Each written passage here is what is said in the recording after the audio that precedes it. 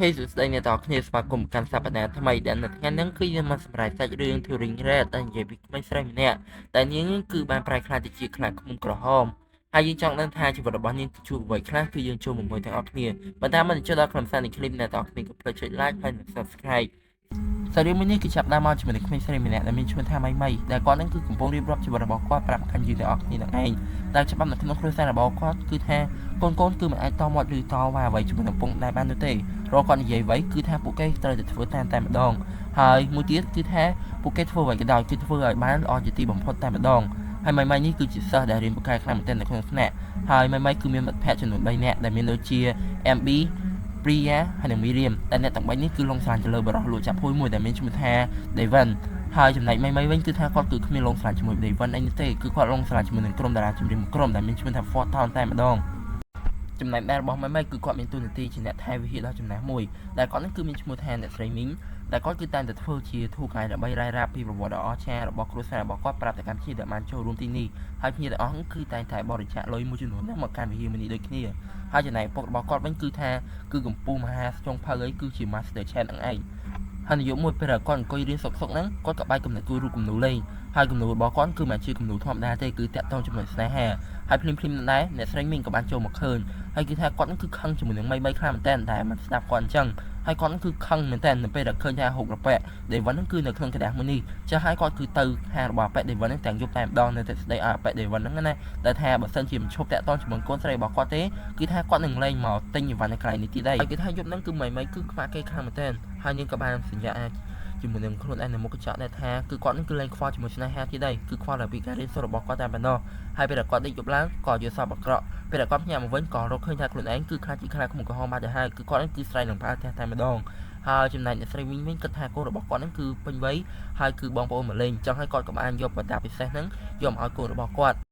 ់ហើយគេថាមិនគឺភ័យខ្លាំងមែនទែនខ្លាចតែម្ដាយរបស់គាត់ហ្នឹងគឺឃើញគាត់ហ្នឹងក្នុងរូបរាងជាខ្លាចខ្មុំបែបនេះទេពេលគាត់ប្រឹងសម្រួលអារម្មណ៍ស្ងប់វិញគាត់ក៏បានត្រឡប់មកជារូបរាងជាមនុស្សវិញគឺរូបរាងជាម៉ៃពីមុនប៉ុន្តែសក់របស់គាត់គឺនៅពណ៌ក្រហមនៅឡើយគឺមិនទាន់ផ្លាស់ប្ដូរនោះទេហើយគាត់គឺមិនអាចធ្វើជាអារម្មណ៍ញាប់ញ័ររំភើបឬក៏ភ័យអីបាននោះទេបើមិនជាគាត់ធ្វើភ័យបែបនេះគឺគាត់នឹងគឺនឹងបញ្ចេញនៅសัตว์ខ្លាចខ្មុំក្រហមនៅក្នុងខ្លួនរបស់គាត់នឹងគឺចេញមកក្រាននឹងឯងហើយគាត់ពេលដែលទៅស្នានឹងគឺគាត់នឹងគឺប្រឹងសម្រួលអារម្មណ៍ខ្លាំងមែនទែនសូម្បីតែមិត្តភ័ក្តិតែគាត់ធ្លាប់តែស្និទ្ធស្នាលហ្នឹងក៏មិនហ៊ាននិយាយប្រាប់ដៃគ្នាហើយចំណែកម្ដាយរបស់គាត់វិញគឺអ្នកស្រីមីងគឺគាត់នៅតែបារម្ភពីកូនរបស់គាត់ចឹងហើយគឺថាគាត់គឺមិនទៅថាឆ្ងាយពីកូនរបស់គាត់ទេគឺគាត់គិតថាកូនរបស់គាត់ពេញវ័យហើយកូនរបស់គាត់គឺកំពុងតែមករដូវចឹងហើយគាត់ក៏បានយកសម្លេងណាម៉ៃដែលគាត់យកមកពីផ្ទះហ្នឹងឲ្យម៉ៃតែម្ដងជាហេតុដែលធ្វើឲ្យម៉ៃហ្នឹងគឺអៀននឹងខ្មាស់គេខ្លាំងមែនទែនគាត់ធ្វើឲ្យគាត់ហ្នឹងគឺទុកអារម្មណ៍នឹងជាប់គាត់ធ្វើអារម្មណ៍តែខ្មាស់គេមួយហ្នឹងបានបញ្ចេញតែសត្វខ្លាឃ្មុំនៅក្នុងខ្លួនរបស់គាត់ហ្នឹងគឺចេញមកក្រៅហើយគ្រាន់តែអ្នកស្រីមីងឃើញខ្លាឃ្មុំក្រហមបែបនេះគាត់ក៏ភ្ញាក់ផ្អើលនឹងវាយតែម្ដងចំពោះម៉ៃក្នុងទម្រង់ជាខ្លាឃ្មុំក្រហមបែបនេះគាត់ក៏ប្រឹងរត់គេចពីម្ដាយតែម្ដងហើយខ្លួននឹងក៏បានផ្លោះរបងចូលទៅក្នុងផ្ទះហើយក៏បានដេកពួនយំក្នុងបន្ទប់តែម្ដងចំពោះឪពុកដែលរបស់ម៉ៃពេលដែលឃើញកូនបែបនេះក៏គ្មានអារម្មណ៍ថាភ្ញាក់ផ្អើលអីនោះទេក៏ព្រោះតែរឿងមួយហ្នឹងគឺវាបានកើតឡើងច្រើនដងមកហើយទៅលើបងប្អូនរបស់អ្នកស្រីមីងដែលមានដូចជាលោកយាយរបស់ម៉ៃអ៊ំរបស់ម៉ៃមីងរបស់ម៉ៃអីជាដើមរួមទាំងអ្នកស្រីមីងដូចគ្នាដែលរឿងមួយហ្នឹងគឺកើតឡើងមកពីលោកយាយសុនយាយដែលជាដូនតារបស់ពួកគេនឹងឯងដែលកាលពីដើមឡើយហ្នឹងគឺលោកយាយសុនយាយហ្នឹងគឺមានជំនឿយ៉ាងខ្លាំងទៅលើភេទណាប្រក្រហម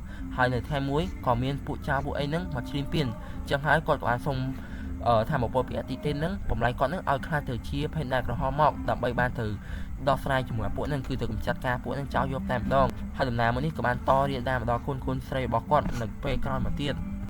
ហើយចំពោះម៉ៃគាត់គឺខឹងជាមួយលោកយាយសុនយាយខ្លាំងមែនទែនហើយអ្វីក៏បង្កើតរឿងបែបនេះមកដែលធ្វើឲ្យជីវិតរបស់គាត់គឺរញ៉េរញ៉ៃខ្លាំងមែនទែនប៉ុន្តែអ្នកស្រីមីងក៏បានប្រាប់ដែរថាពួកគេគឺមានវិធីក្នុងការគុំខាំងព្រលឹងភេទដានក្រហមមួយនេះបានគឺនៅថ្ងៃដែលប្រចាំពេញវងប្រក្រហមដែលត្រូវជាថ្ងៃ25ខែ5នឹងឯងហើយដោយសារតែម៉ៃនេះគឺមិនដែលមានវត្តមានឬក៏មិនដែលមានតំណែងតំណងអីនៅខាងក្រៅមិត្តភ័ក្តិរបស់ម៉ៃទាំង3នាក់ក៏នឹកម៉ៃខ្លាំងមែនទែនហើយក៏មកមើលម៉ៃដល់ផ្ទះតែម្ដងហើយភ្លាមហ្នឹងម៉ៃក៏បានចាប់អ្នកទាំងអស់គ្នាចូលទៅក្នុងផ្ទះតែម្ដងក៏ព្រោះតែមិនចង់ឲ្យម្ដាយរបស់គាត់គឺដឹងថាមិត្តភ័ក្តិរបស់គាត់មកលេងផ្ទះ ហើយដែលដឹងថានាងគឺមានសមត្ថភាពគ្រប់គ្រងព្រលឹងភេទណាបែបនេះនាងក៏ចង់សូមឪពុកម្ដាយរបស់នាងគឺទៅមើល concert របស់ក្រុម Four Town តែម្ដងប៉ុន្តែនាងក៏ត្រូវបានឪពុកម្ដាយរបស់នាងគឺតែជាច្រើនដំណាក់កាល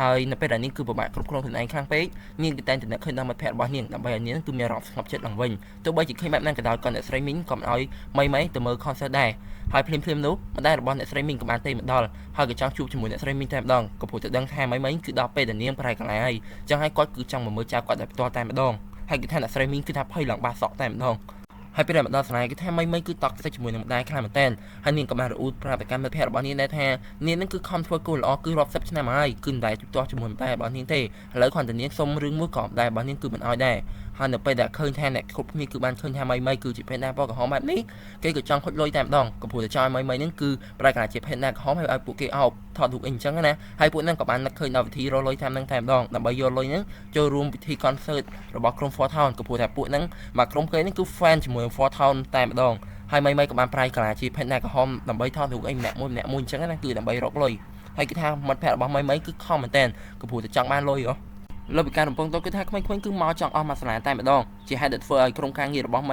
ហើយនឹងមីហ្នឹងគឺមានឱកាសរកលុយបានលឿនខ្លាំងមែនទែនហើយពួកគេគឺនឹងសង្ឃឹមថាពួកគេនឹងមានឱកាសចូលរួមពិធី concert របស់ក្រុម Four Town គឺពួកគេសប្បាយចិត្តខ្លាំងមែនទែនសូម្បីតែអាលក៏ពួកគេលក់ជាភេទដែនក្រហមដែរមិនមែនធ្វើតែថតរូបទេពេលដែលម្ដាយរបស់មីមកដល់គឺពួកគេគឺរៀបចំកន្លែងដែលធ្វើពួកគេរៀនគឺមិនមែនជាលក្ខណៈថាដើរលេងអីនោះទេជាហេតុដែលធ្វើឲ្យម្ដាយរបស់មីគឺមិនចាប់អារម្មណ៍ជាមួយនឹងកូនគាត់នោះទេ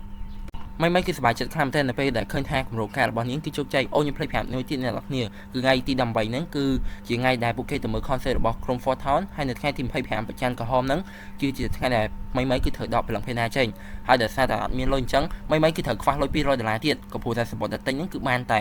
3នាក់នោះទេអញ្ចឹងហើយមីក៏បង្ខំចិត្តក្នុងការចូលរួមកម្មវិធីខួបកំណើតរបស់ក្មេងទំនើបមជ្ឈមសាលាតែមានឈ្មោះថា Tyler នេះតែម្ដងក៏ព្រោះតែ Tyler គឺឲ្យ$200ទៀតអញ្ចឹងគឺវាគ្រប់ចំនួនតែម្ដងប៉ុន្តែតម្រាំតែមីចេញបានហ្នឹងគឺថាមិនស្រួលទេដោយសារតែមីរបស់មីគឺមកលេងឡើងពេញផ្ទះតែម្ដងហើយលោកយាយរបស់មីក៏បានបណ្ដាទានមីដែរថាកាលណាតែយើងប្រែកន្លែងជាភេទណាច្រើនដងនោះយើងនឹងបាត់បង់ភាពម្ចាស់ការលើខ្លួនឯងហើយក៏លែងអាចគ្រប់គ្រងខ្លួនឯងបានជាក់ស្ដែងដូចជាម្ដាយរបស់មីជាដើមហើយពេលដែលមកចូលរួមកម្មវិធីខួបកំណើតរបស់ Tyler មីក៏មិនហ៊ានប្រែកន្លែងជាភេទណាទីនោះទេក៏ព្រោះតែខ្លាចពិបាកគ្រប់គ្រងហើយនាងក៏នឹងមិនអាចទទួលបានលុយពី Tyler ដូចគ្នាហើយមិត្តភក្តិរបស់នាងនឹងគឺចាប់ដើមសេះតែម្ដងតែក៏មិនខំឲ្យនាងធ្វើដែរហើយដោយសារតែឃើញថាមិត្តភក្តិរបស់នាងគឺពិបាកចិត្តខ្លាំងពេកនាងក៏សម្រេចចិត្តប្រែកន្លែងជាភេទណាម្ដងទៀតដែលគិតក្នុងខ្លួនថាទោះប្រែកន្លែងម្ដងទៀតក៏គ្មានបញ្ហាអីដែរចំណែកផ្ទះវិញម្ដាយរបស់មីក៏បានរកឃើញពីគម្រោងផែនការរបស់មីទាំងអស់និងឃើញថាការសិក្សារបស់មីគឺធ្លាក់ចុះខ្លាំងមែនទែនចំណែកមីដែលកំពុងតែសប្បាយនេះនាងក៏រកឃើញថានាងគឺមើលថ្ងៃច្រឡំថ្ងៃទី25ទេដែលក្រុម Four Town ហ្នឹងគឺមកប្រគំតន្ត្រីនៅ Toronto នេះហើយគឺថាមីគឺភ័យខ្លាំងមែនទែនកំពុងតែនាងគឺមើលច្រឡំហើយនាងក៏ដឹងថាថ្ងៃ25ហ្នឹងគឺជាន់គ្នាជាមួយនឹងថ្ងៃដែលនាងត្រូវដកព្រលឹងភេណាចេញក៏ព្រោះតែថ្ងៃទាំងពីរនេះគឺសំខាន់ដូចគ្នាថ្ងៃ concert ក៏សំខាន់ថ្ងៃដកព្រលឹងភេណាហ្នឹងក៏សំខាន់ដែរហើយចំណែកម្ដាយរបស់មីវិញក៏បានរកឃើញថាមីនេះគឺកំពុងតែនៅផ្ទះរបស់ Tyler បែបនេះគឺនាងគឺខឹងខ្លាំងមែនទែននឹងមកស្ដីឲ្យមិត្តភក្តិរបស់មីទាំងអស់តែម្ដងនឹងនិយាយថាបើគ្មានមិត្តភក្តិទាំងអស់នេះទេកូនរបស់នាងក៏មិនខូចដែរហើយចំណែកមីវិញក៏មិនហ៊ានតមាត់ជាមួយនឹងម្ដាយក៏ព្រោះតែមិនចង់ឲ្យម្ដាយអន់ចិត្តខ្លាំងជាងនេះនឹងទុកឲ្យមិត្តភក្តិរបស់នាងតែប្រហែលហ្នឹងគឺអង្គុយអន់ចិត្តជាមួយនាងតែម្ដងចំណែកឪពុករបស់មីពេលដែលគាត់ឆែករើបានចាស់ក៏រកឃើញពីសកម្មភាពសប្បាយជាច្រើនរបស់មី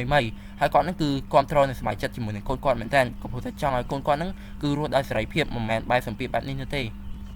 េបន្តមកទៀតមីក៏បានចូលរួមពិធីដកព្រលឹងភេទដែរចេញពីក្នុងខ្លួនរបស់នាងដែលថ្ងៃនេះគឺជាថ្ងៃ25ដូចនេះមីគឺមិនបានចូលរួមកម្មវិធី concert របស់ក្រុម Four Town នោះទេហើយពេលដែលនាងឆ្លងទៅកាន់ភពព្រលឹងនាងក៏រកឃើញថាភេទណាក្រហមមួយនេះគឺជានាងផ្ទាល់នឹងឯងមិនមែនជាព្រលឹងអាក្រក់អីមកពីណានោះទេហើយវាក៏ជាចំណែកតែធ្វើឲ្យជីវិតរបស់នាងគឺកាន់តែសប្បាយរីករាយទៀតហើយនាងគឺជ្រើសរើសរក្សាទុកព្រលឹងភេទណាមួយនេះនៅក្នុងខ្លួនរបស់នាងជាហេតុដែលធ្វើពិធីមួយនេះគឺបរាជ័យទាំងស្រុងចំណែកម្ដាយរបស់មីវិញគឺខឹងជាមួយនឹងកូនរបស់នាងខ្លាំងមែនទែនហើយអ្វីក៏កូនរបស់នាងពេលនេះបែរជារឹងមិនស្ដាប់នាងទៅវិញចំណែកព្រលឹងភេទណារបស់អ្នកស្រីមីងដែលរក្សាទុកនៅក្នុងខ្សែកក៏បានបែកជាហេតុដែលធ្វើឲ្យភេទណាមួយនោះត្រឡប់មករកអ្នកស្រីមីងដូចគ្នាត្រឡប់មកកាន់មីវិញពេលនេះខ្លួនគឺបានធ្វើដំណើរដល់ concert របស់ក្រុម Four Town នេះហើយក៏បានជួបជុំគ្នាជាមួយគ្នារបស់ខ្លួនវិញប៉ុន្តែពេលដែលពួកគេនេះគឺកំពុងតែសប្បាយសុខហ្នឹងក៏ងាកក្រឡេកទៅលើក៏ឃើញថាមានភេទណាប្រកហមួយយ៉ាងធំតែម្ដងហើយនោះគឺជាភេទណារបស់ដៃមីដែលជាអ្នកស្រីមីងហ្នឹងឯងហ ហើយមីងរួមតែលោកយាយរបស់មីដែរនោះក៏បានបោកចោលនៅវត្ថុដែលឃុំឃាំងប្រឡងភេទណារបស់ពួកគេគឺចោលទាំងអស់តែម្ដងនឹងឲ្យមីបញ្ឈប់ម្ដាយរបស់ខ្លួនឲ្យនៅមួយកន្លែងដើម្បីឲ្យគេនឹងគឺធ្វើពិធីឃុំឃាំងប្រឡងភេទណារបស់អ្នកទាំងពីរបានហើយពិធីនេះគឺគេតម្រូវឲ្យគឺមានចម្រៀងហើយភ្លាមនោះដោយសារតែលឺតិចពេកក្រុមតារាចម្រៀង Fort Town នឹងក៏បានជួយច្រៀងតែម្ដងហើយនៅពេលដែលពិធីចាប់ដើមនឹងបានបញ្ជូនអ្នកទាំងពីរទៅឋានប្រឡងហើយមីក៏រកឃើញថាការពីក្មេងក៏ម្ដាយរបស់នាងគឺមានខ្សែជីវិតគឺមិនសូវខុសគ្នាពីនាងឡើយប៉ុន្តែហេតុអ្វីក៏ពេលនេះម្ដាយរបស់មីបែរជាមិនផ្ដល់សិទ្ធិសេរីភាពហើយធ្វើអ្វីដែលលោកយាយរបស់មីគឺធ្វើតែម្ដាយរបស់នាងទៅវិញអញ្ចឹងហើយអ្នកស្រីមីងក៏នឹកឃើញពីកំហុសរបស់ខ្លួនហើយខ្លួនក៏បើកសិទ្ធិឲ្យកូនរបស់គាត់គឺមានពេលវេលាហើយសេរីរឿងនេះគឺចាប់ត្រឹមនឹងឯងអ្នកនរគ្នាអរគុណអ្នកនរគ្នាខ្លាំងមែនទែនដែលបានមើលវីដេអូនេះដល់ចប់យើងជួបគ្នានៅវីដេអូក្រោយ